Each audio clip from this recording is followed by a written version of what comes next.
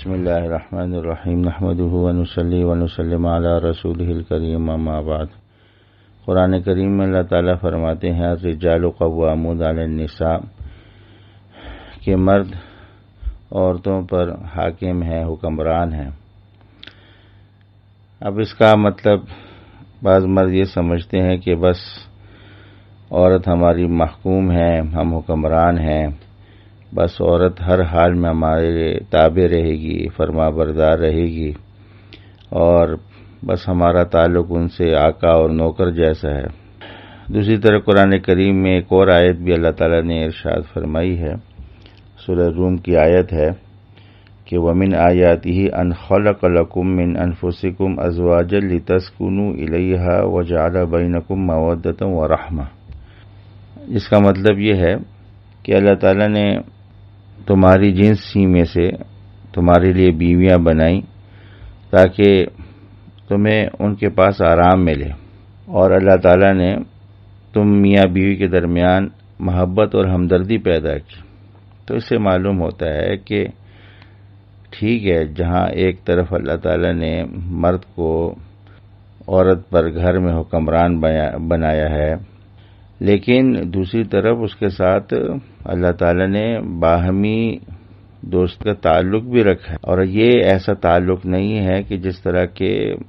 آقا اور اس کے غلام کے درمیان ہوتا ہے، آقا اور اس کی کنیز کے درمیان ہوتا ہے، بلکہ میاں بیوی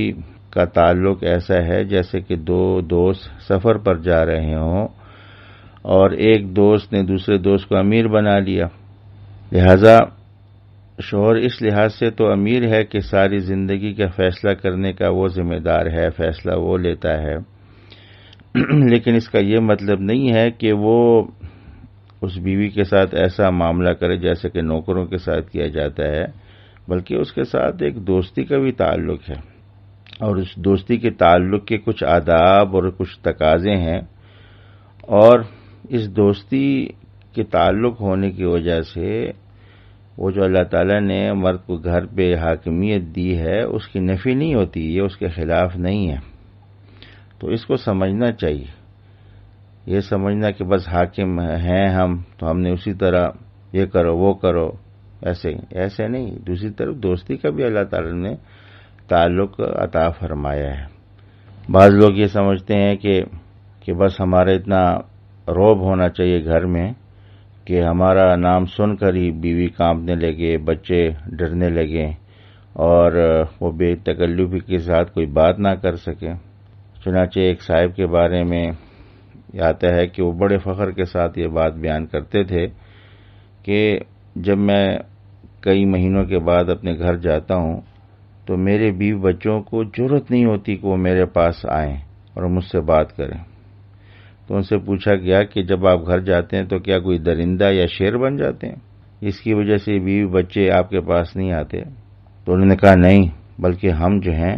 ہم حکمران ہیں، الرجال قوامون علی النساء، ہم حکمران ہیں گھر میں، ہمارا رعب ہونا چاہیے۔ تو اچھی طرح سمجھ لینا چاہیے کہ اللہ تعالیٰ نے جو آپ کو حکمران بنایا ہے، گھر میں بڑا بنایا ہے، تو اس کا ہرگز مطلب یہ نہیں ہے کہ آپ اپنے بیوی بچوں سے ایسا تعلق رکھیں کہ وہ آپ سے بات کرنے سے بھی ڈریں، بلکہ آپس میں دوستی و محبت کا تعلق ہونا چاہیے۔